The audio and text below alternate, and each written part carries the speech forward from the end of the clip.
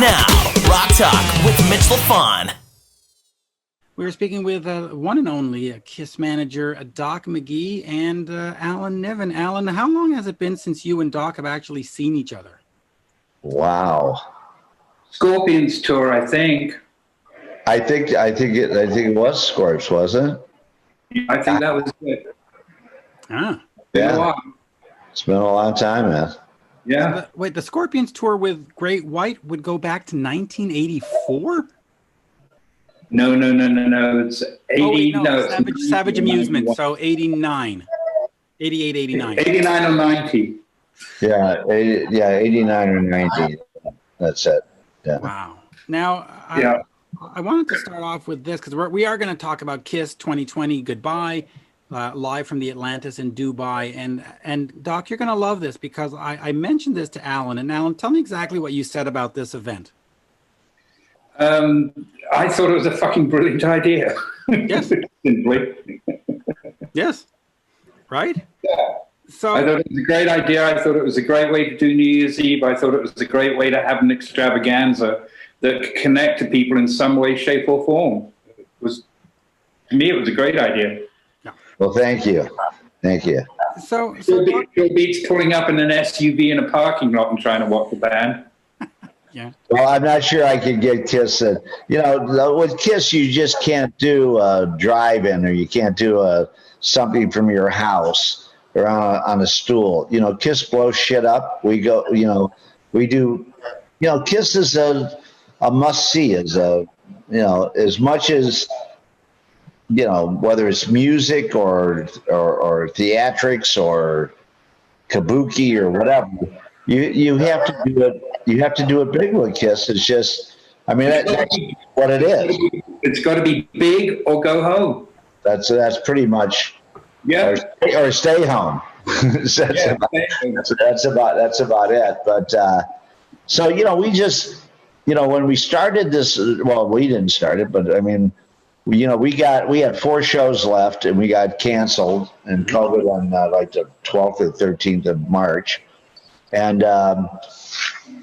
And we've been sitting around and, the live music business has just gone to shit.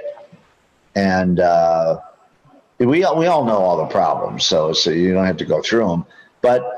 And you kept saying, well, how do we do something that people can actually connect with and can have fun with versus,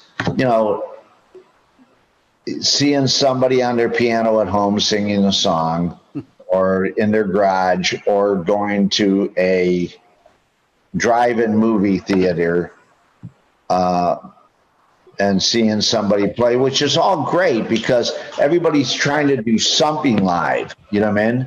Trying to get something moving. So I take my hats off to everybody that did that and Paisley and Darius and all the people and Billie Eilish who decided to do a step up from that and do her little pay-per-view that she did a great job with it, and a good team. And then we just thought, what is the best way? And when I'm talking to Australia, redoing my tour, and they're not doing anything. They're locked down. London's not doing anything. LA's not doing anything. Nobody's doing anything on New Year's Eve except running reruns and, the same COVID at homes kind of things. And we just said, listen, let's KISS 2020 goodbye the right way. Let's go out and find a place that we can blow it up and make everybody happy because that's all. KISS isn't political. KISS isn't religious, isn't a religious movement or any of that shit. All we are is to have fun. Do what you can in life to have fun. Have the best time. Do what you want to do. And so we just said, well, actually, Dan Catano from City Drive, he did the Foo Fighters at the Acropolis, and he did the Peppers, I think, at the Pyramids, and he did Andre Bocelli and Italy. So he's got this company called Landmarks. Right. And so we started talking a year and a half ago about doing something. And so then we said, well, what's the best place in the world? Well, the stepping stone to Europe is the middle of it is Dubai. And it's the Vegas of kind of Europe. It's that spot, and it's only 50 years old. It's about as old as the band. Okay. So we started about the same time. And so we went over there and talked to everybody, and, you know, they're very COVID minded. They're very strict in the fact of having fun. And that's all we do. You know, we don't. Are you going to have to do any quarantining coming back, or going when you get back from there? Well, we're hoping through hoops. Well, we've spent an awful lot of time, money, and energy working with a consulting team from the American Hospital in Dubai to we have probably 8 or 10 consultants that are sitting there putting mandates together with the band today. Started rehearsals, and that was everybody had to, you know, everything had to be cleaned in the rooms. Nobody could be in the room with the bands. The band had social distancing. We had testing for the 7 people that were involved in the project. Everybody was negative. Everybody's staying in there. You know, we're just all doing our part. Hey, listen, it's a pain in the ass, but guess what? The world has changed, you know what I mean? And so you can't go back and say anything but the world has changed, and let's do it. Let's show people you can have fun during all this. You can watch a great rock show. We can film it with 50 cameras. You can see it up close and personal. You can see it in theaters in 4 months. You know, we have a whole plan, and then of course, hopefully, we tour. And how many tons of pyro are you using, Doc? Well, right now, I don't have the exact tonnage, but I know that it's the biggest pyro show. It breaks the Guinness Book of World Records. So we spent even more than they put in the barges on the Thames. Oh yeah. We're doing We're doing like 1.2 million. Oh good God. So it's so we're breaking some world records for pyro and cameras and largest stage, and the stage is insane.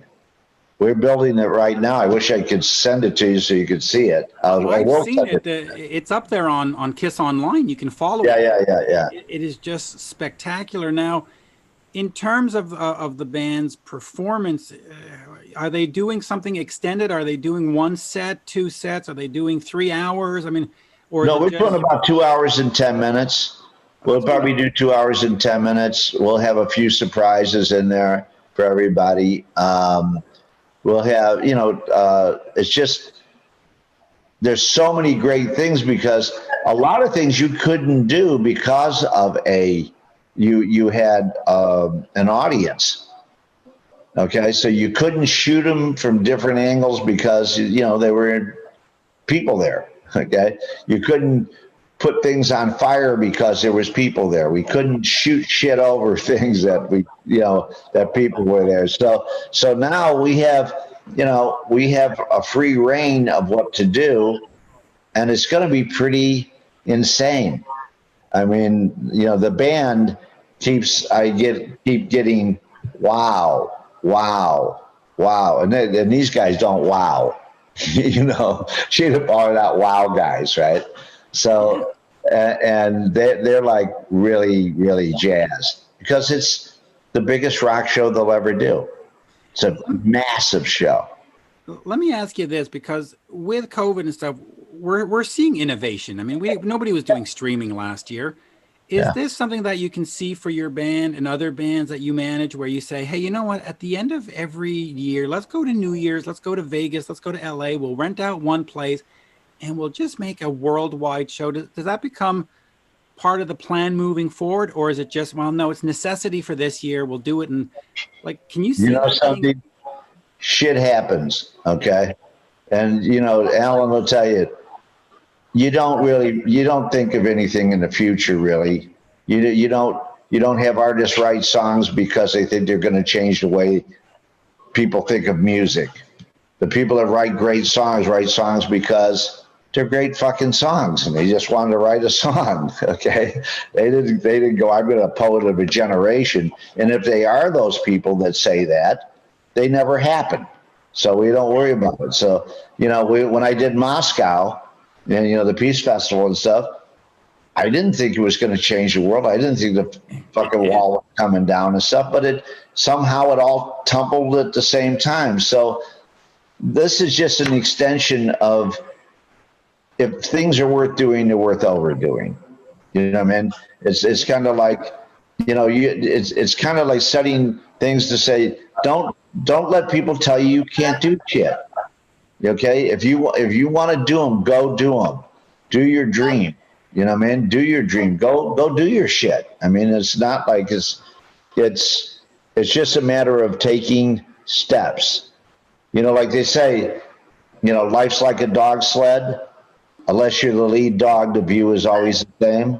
Well, that's pretty much what it is, okay? So you have to go out there and do your shit. Go out and explore and do things that are different. And that's what we're trying to say. And live music is it. Yeah. And we've all been part of that passion of music. And that's been certainly great to all of us, okay? And for all these years, and I'm blessed that I've been able to be part of this. And it's so it's just one of those moments that you just go, let's do it, Can I ask you something to both of you? Back in the 80s, Alan, you were doing Great White and Guns N' Roses, and Doc, you were doing Motley Crue and Bon Jovi.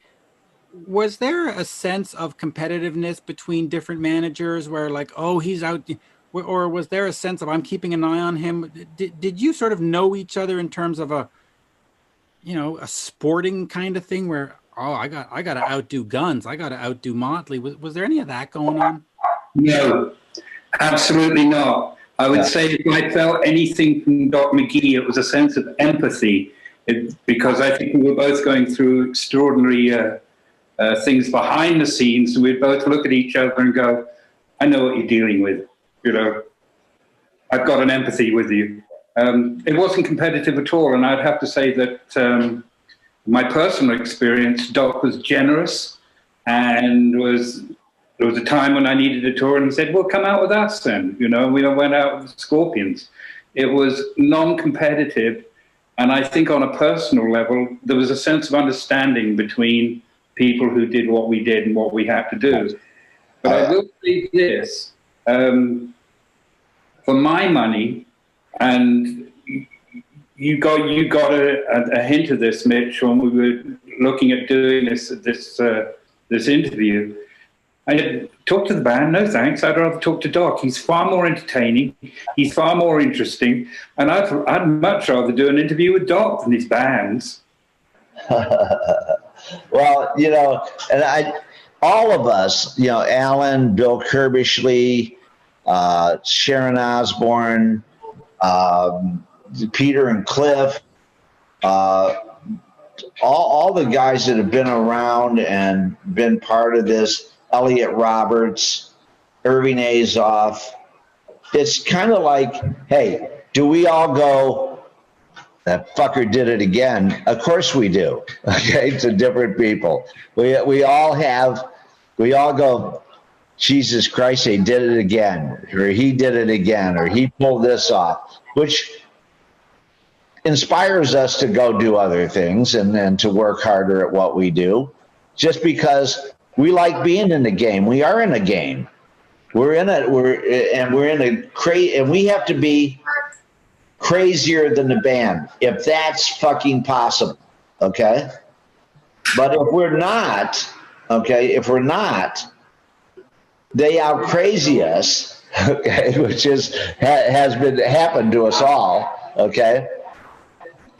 We lose that hold on them. Because they want somebody that inspires them. They want that. if you're sitting there telling them they can't do this and they can't do that, that isn't why they fucking came to me.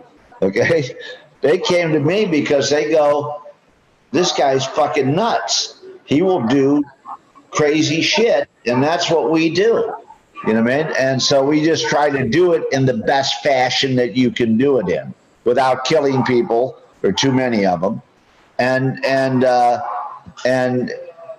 inspire other artists. And I've always said to my bands, no matter who they are, Bon Jovi, Motley, Scorps, Skids, James Brown, whatever, I always say, if I put a band on, I never would ever step on their sound, stop them. You know that, Alan. I would never say, you can't do this. You can't use this part of the stage. You can't do. I go, fucking do whatever you have to do, because we want to push our band. So when Kiss is sitting back there and I've got Sepultura fucking down on their knees, right, fucking blowing it up in South America, and Paul Stanley is sitting under there getting his makeup on, and the whole place is shaking, he looks at me and says, I better do some shit tonight. Okay, I love that, because that inspires them to go. So you need to have that. You need to have that competition with the bands of just playing harder, doing more stuff. But with the managers, we're all here trying to do the same thing, trying to get through life with these people and trying to make them pretty good human beings as they were doing it. That's possible. It looks like it's keeping you young, Doc. You obviously still have big appetite. Well, something, I haven't had a bad day since my mother dropped me off in kindergarten. Okay, I live a very, very charmed life, and always have, and have no idea how all this has come about, and I'm thankful to all my artists and other managers, and Alan, you, and early days with Guns, and you know how that was fucking insane. When we had the old the Motley Guns tour that almost killed all of it. Yeah, the Dark Angels tour. But it was fun. You look back on it, it was funny. It wasn't that funny then, but there's so many, because it's so outrageous. It's like people say to me, so what do you think of The Dirt? You know what I mean? The movie The Dirt. And I go, well, I'm not sure it was a great film or not.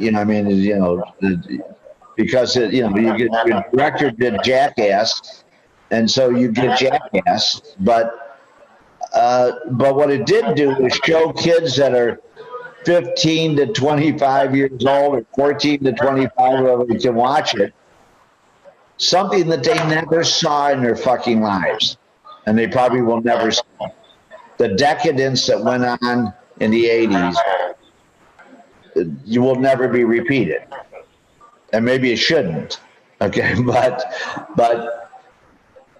it was just that time period that we were all in that was magic at that time. Probably at the same same kind of thing when James Gang and Vanilla Fudge and the Who and everybody was coming up, and ELO and all that kind of stuff. That was before me, you know what I mean? That started it. That was a magical time. It was so we just happened to be in this one magical moment of the 80s, It was a great moment. Well, I think we were lucky enough to basically ride out the last rock and roll wave, especially as far as LA is concerned. I mean, we caught the last wave, and it was a good one. Yeah, I couldn't agree with you more. So, Doc, I have to ask. Sure. How is it to manage Guns N' Roses? You know something? It's the band itself are great guys. It's just all the shit that goes on around it that's the hard part. Axel is a really, really smart kid. He's very musical. He's very, I learned a lot. I sat and talked with him a lot, which we tried in the early days, but we never really got to sit and talk much. And, he's got a big heart. He's very generous, but he never got a chance to really be anything, to be what he wanted to be, is what I kind of got from it. So it was tough in the sense of that there were so many factors that came into the managing them that, it just kind of imploded, and really they always wanted to manage themselves anyways, or, that group. And, Duff is Duff. Well, you remember I was in Germany with Duff, the whole band. In Germany, we had Skid Row with the Guns. And we were out, and Duff's kid who was taking care of him headbutted him because he was out of control. He went to the hospital. He tested positive for like 27 different drugs. So it was pretty. But they wrote an amazing record. That they were there in that moment, whether or not it'll ever happen again. It was that, it was that record that you just can't repeat. And they didn't just, you were there because you were part of it, writing and everything else. It was just one of those things that the stars aligned, and the 5 guys came out and did this. Axel wasn't even supposed to be the singer. He was a keyboard player. And Izzy went, well, we lost the singer. You got to sing. Well, I can't sing. He goes, well, then you're out of the band. So, it's just all those things that came up. And then when everything blows up, the world changes for people. It just, and then my favorite part, I'm writing a book, and I have been forever, but we don't have to get into that. But one of my favorite chapters in the book is called Before the Zero, when it was fun. When it was kids that would pay toilets and use their own change. They would, fucking sleep on floors, write songs, sit there and really emotionally get into music the way that you knew that it had to be that way. And when you saw that, that's the magic. And then when the dollars come, it all gets fucked up. So then you got every girlfriend, wife, mother, father, lawyer, business manager. You got all the fucking geniuses that weren't there when there was no zeros. Okay? And that bucks them all up. Then it's, well, how come I shouldn't write with him because I need to publish? I shouldn't, and it's all fucked up. So I love that part that I was able to be at, thankfully, on most of my artists, of that infancy stage of watching them become great artists on the earlier side of their life. That kind of thing, if that makes any sense. It does. Of course it does. The beginnings are the best, Doc. Yeah, it really is. It really is. So let me ask you another one. Mm-hmm. If you could go back, if you had a time machine, of all the people that you've admired, who would you have loved to have worked with that you didn't work with? Well, a couple of artists One was Rage Against the Machine. I really, really liked that band. I tried everything to get involved in that because I really liked Rage. I liked what they were saying, and it meant something. Ed Sheeran would be one. He's just a real person. He's a real artist to me. He's so I would say something, and probably like anybody else would be the Stones or the Beatles. If I could go back in time, I mean, I think that Epstein did an amazing job with the Beatles. They were only together 6 years, and he was only around 4 of them.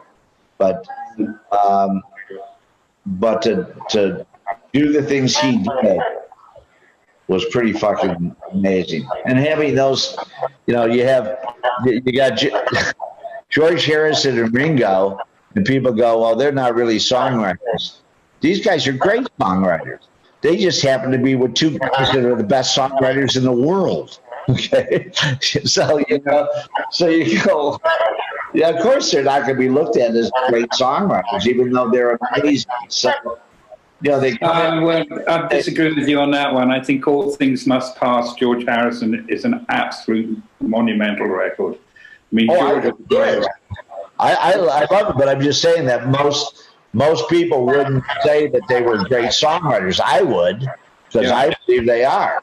It's just that they just happen to be in the band so with Lennon and McCartney that are just write songs that are just insane.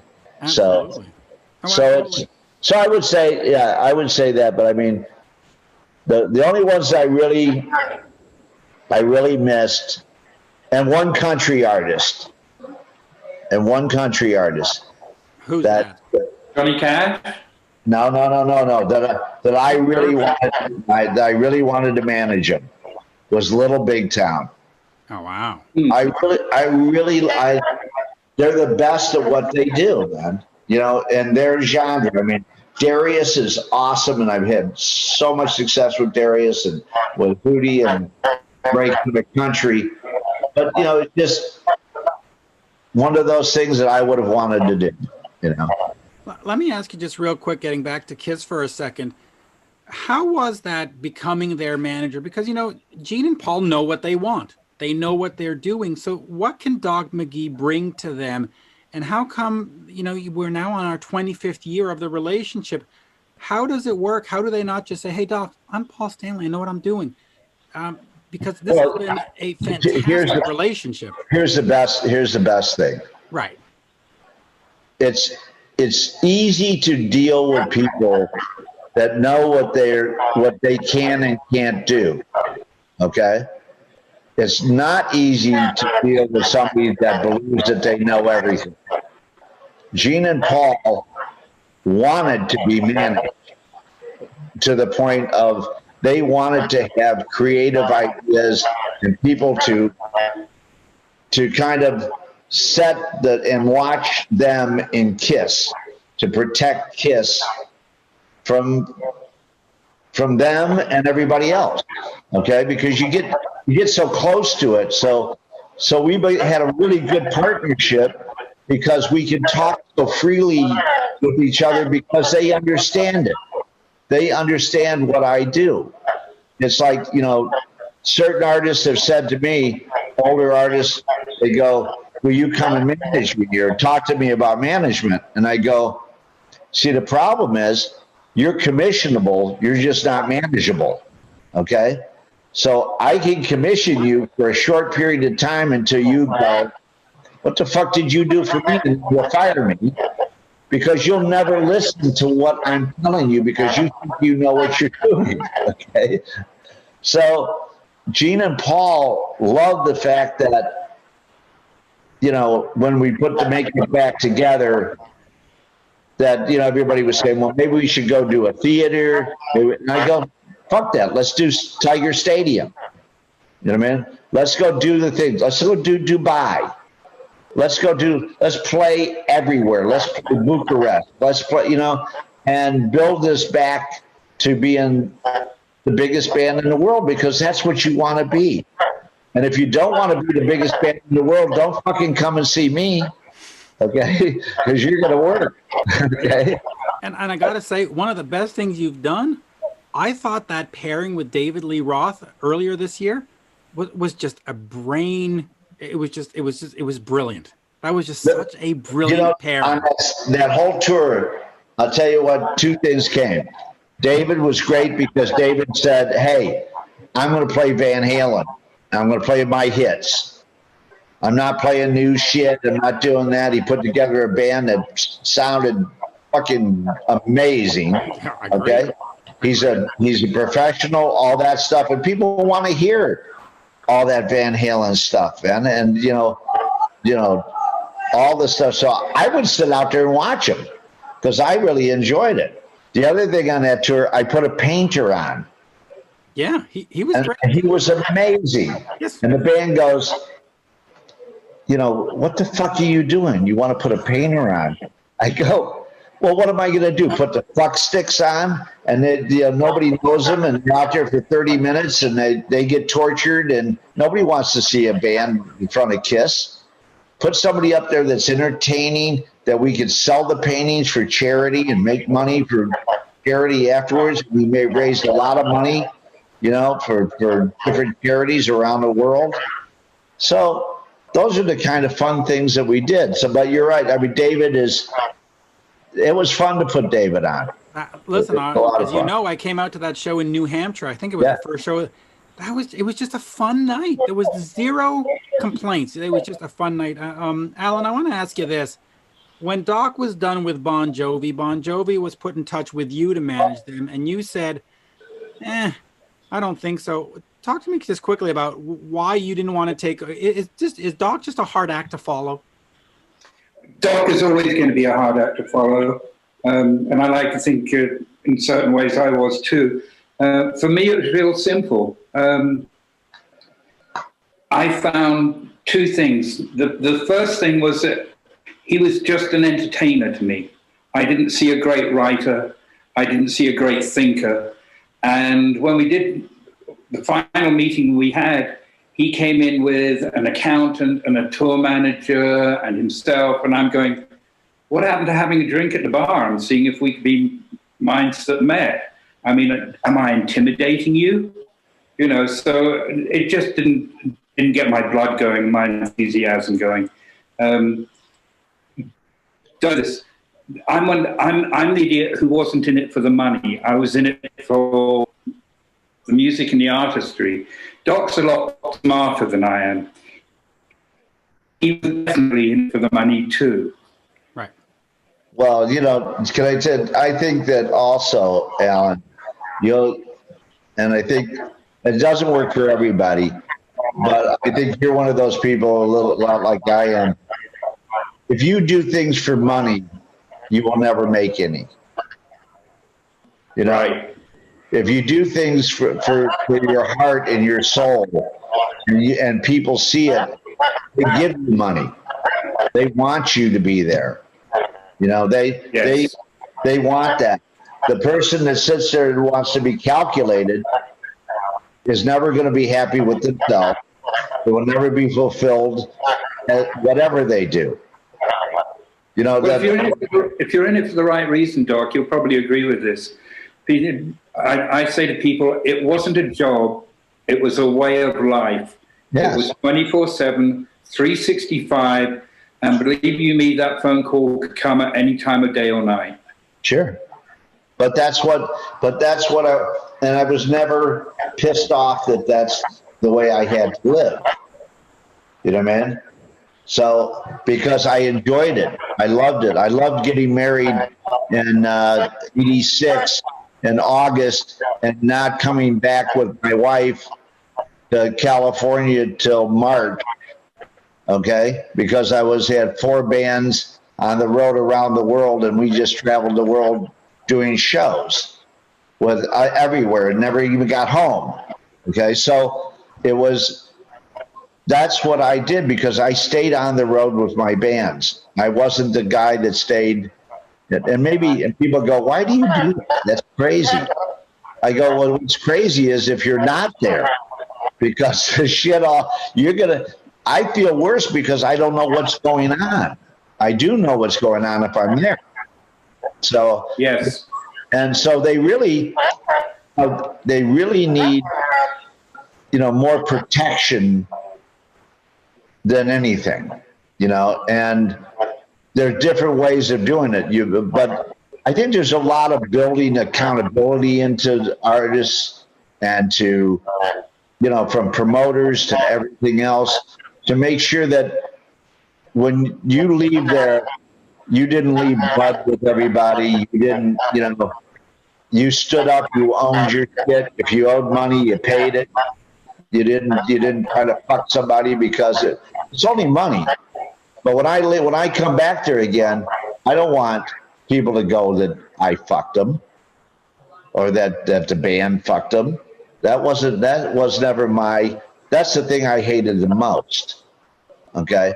I never wanted, that's why I never hardly got guarantees, because I didn't want to get into the business of sitting there with a promoter in South America that had his car keys trying to give me his car because he couldn't pay the fucking money. You know what I mean? Mm-hmm. And you go, wow, this guy's losing his fucking house, and they just were 3 hours late going on fucking stage while this guy loses his fucking life.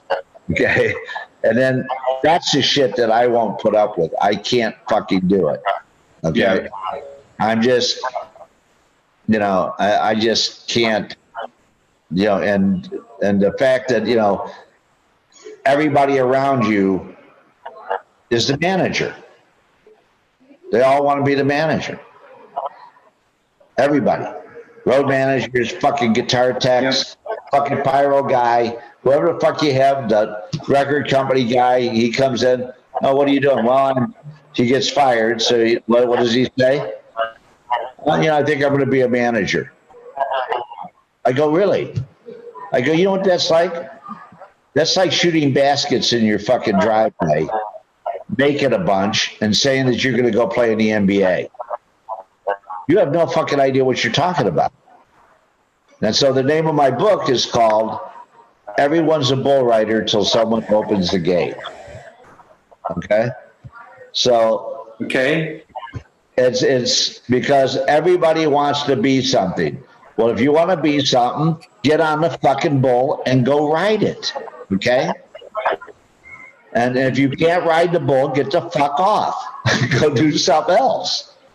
But it's just, it incenses me on everything. And even as an artist, you have to fight with artists, as you know, every day to say, who are you? You know what I mean? What are you trying to give to people? You know what I mean? Now, Bruce Springsteen will say that he never worked in the factory and he never drove the cars and he did all this, but he wrote all the songs about it and his career. But he believed it. And people believed him. Adele, they believed him. They believed Axl. They believed Guns N' Roses. Amazingly, because they owned it. Kiss, they own it. They fucking walk out in 1973 to 1976. They got shit thrown at them, thrown off of tours, ridiculed, didn't sell any records. You know what I mean? And blew shit up. And they stuck with it because that was them. Okay? And they own that, whether it's good or bad, whether you like them or you don't like them. Okay? That's the part, to me, that's the artist. They own it. Okay? And when they own it, they walk out there and they look. Ted Nugent. Okay? People can say what they want to about Ted or whatever. You know what Ted's philosophy is? And I don't hang with him that much, but he looks at me and he goes, I play this show like it's my last show. Every show. every show he goes, I don't care if there's fucking 2 people out there or 200,000 people out there. Okay? I play this like it's my last fucking time I'll ever get on the stage. And you go, that's fucking Phyllis Sabo from Pantera. Fucking aggressive, goes at that type of stuff. When you own shit and you can convince people that you own it, that, and you know how many there's fucking hardly any people out there that can do that. You know, the rest of them are manufactured, and you have a hit song. Oh, we need a hit song. Yeah, okay. Well, if you're in the pop world, I guess you need a hit song. What you need is you need to have the nuts. You have to know who you are, and then what you sing, people will. Has it ever appealed to you, Doc, to think about doing a label? I mean, you know, in this day and age, it's not exactly the most encouraging project to take on. But with your kind of bloodstream and your kind of fire, I mean, it's heartbreaking to me to see people who are working exclusively with interns, algorithms, numbers. Back in the day, darling, we didn't have fucking numbers. We had our instinct and we had our taste. And that was it. Because, you know, back in the, I mean, when I first came across Motley Crue, they were the joke of Hollywood. Yeah. And when I came across them, I couldn't have been lower in the barrel. I mean, they came down to this tiny little distribution company in the South Bay and said, put our record out, you know, because they'd got every door slammed in their face. No numbers, no algorithms, just, piece of your action. Yes, I like that. Let's do that. Well, that's what, listen, everybody, I say this a lot. I mean, it's about, okay, this world beats you in and beats everybody into the middle. Okay?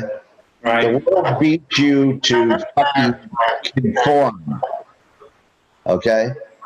The reason why artists, whether they're musical artists, whether they're painters, you know, carpenters, whatever, those people, those special people are somewhat autistic because they focus on things that aren't normal. Okay? They hear shit that people in the middle don't hear. So I never looked for anybody in the middle. I never went down the middle road. I was way off in the fucking woods on the left and the right. I was in deep water. Okay? Like a golf game? Yeah, same thing. I'm still there, by the way. I'm still fucking hacking. No, I hear you're really good at the club. But, you know, so, and that's the shit that keeps me energized, and it gives me the faith to continue to find artists. Okay? Now, as we get older, you know what I mean? The way the analytics of, okay, you put a single out, and we've had so many artists with my brother and things that you go through these analytics of, okay, what we have to do is we have to see what you're doing on the streaming before we get to this, before we get to terrestrial radio, then you have to do this, and you have to, I go, who the fuck says this stuff? Who comes up with this?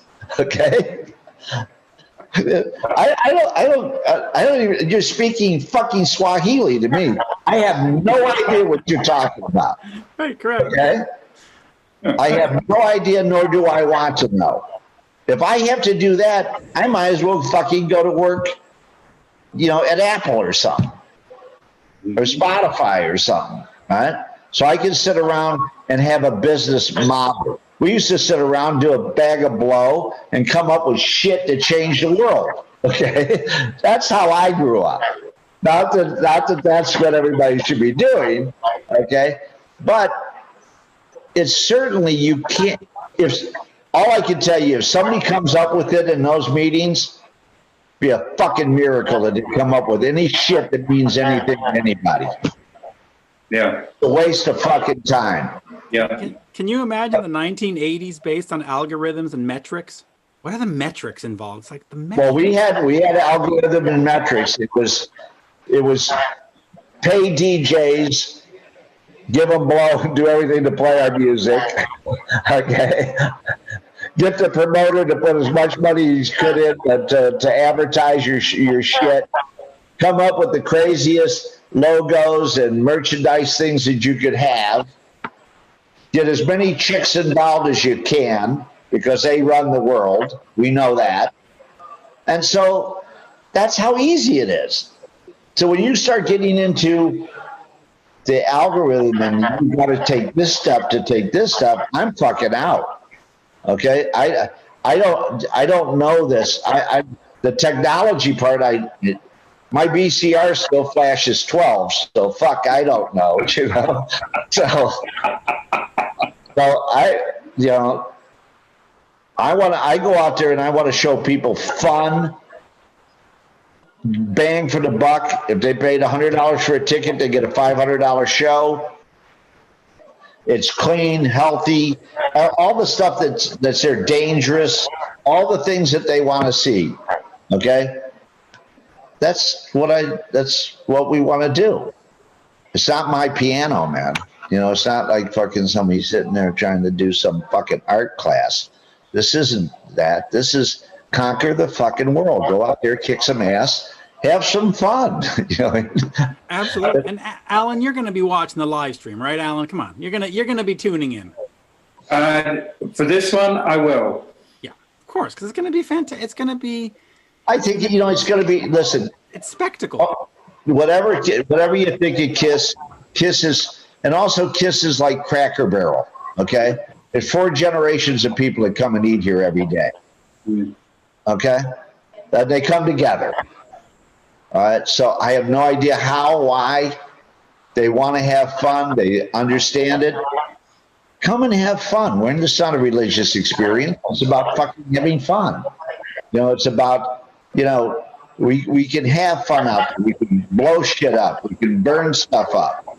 You know, that's what it is. I don't know. You know, it's.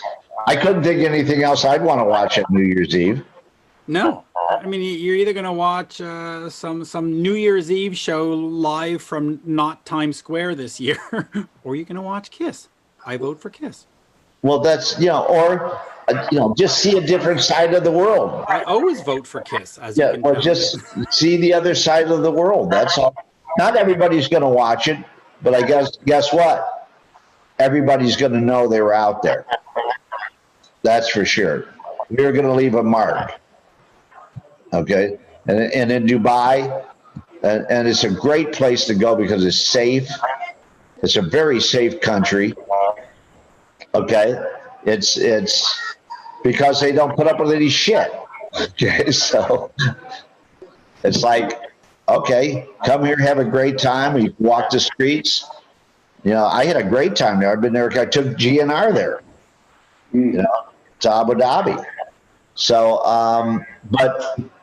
You know, and I just think that people got to get off this shit and say, hey, you know, it's almost like I'm sick of this shit. Let's go build our lives. Let's go do our things. You have to do them differently and safe and quarantine and all the rest of the stuff. Fantastic. But get off your ass and go do something. Don't sit here and be victim. Everybody's a fucking victim in this world. Okay, and it pisses me off. Okay, we're not victims. We're here. We own our shit. Let's go do it. Let's get out there and do shit, whatever it is. If it's feeding people, if it's cleaning the fucking driveways while you're sitting there doing nothing, go do something. Don't just sit in the house and hope that somebody comes by and gives you a stimulus check. You know what I mean? Just fucking get out there and do something for your community, for your family, and for yourself. You know what I mean? That's the biggest thing is your self-entitlement, your self-power, you know, is really what we all have to get back to, because this stuff here, last 4 years or 5 years has just been fucking terrible. I don't watch TV. I can't watch TV. I watch movies and I watch, series and shit. But I can't watch the news. I won't watch the news anymore. I won't watch football. I don't watch any of that shit. Because I don't believe in using your shit for political and religious things. I agree with that. It's gotten way too political and way too religious, and that's the good thing about Kiss and a lot of the rock bands. That it's a nice escape. I like that escape. But why would you ask a rock? Oh no, Doc is frozen. The fuck do they know? Exactly. Why they have their opinions, okay? But when a rock star gives you his opinion, he's going to piss half the people off. No matter what he says. I agree. And I think Howard Stern said it best. You want to bring as many people under the tent as possible. So shut up. That's pretty much it. Yes. That's all. Exactly it. It's exactly it. Yeah. No matter what you say. Alan, we're at an hour. Any last words or because Doc I'm just going to say, Mitch, my point is proven. Doc is a far more interesting, far more entertaining, and far more worthwhile interview than most of his goddamn fucking clients. Case proven. Well, I'm sorry if I got too crazy and talked too much. I love it. I could go on for. When you get something, Doc, we came for. We came for Doc. Well, I hope, Alan, we see each other again pretty soon. We're not getting any younger, and this world is. You look good. Oh, I feel fantastic, but as it is, everybody gets older. Everybody does it. I'm certainly not ready to throw the towel in. And well, I'll tell you, Doc, I've been 27 for a fucking long time. That's about right. Yeah, that's about right. Yeah. Well, thank you, Mitch. Always a pleasure. And Alan, as always. Doc, I look forward to seeing you sometime when you're in the area. It's been an absolute pleasure to hear you talk. Well, thank you. Thank you. Like I said, I get a little worked up over this stuff. So that's the passion I wanted to see. Yes, and that's the passion I love, and it's great stories. Great stories. So there you go. Folks, of course, the Dubai show, Kiss 2020, Goodbye, live from the Atlantis, New Year's Eve, December 31st, 2020, the largest live streaming event of the year. Sign up early, buy one for your friends, and enjoy it. That's all I'm going to say. Merci, folks. All right, guys. Take care. Good one, Doc.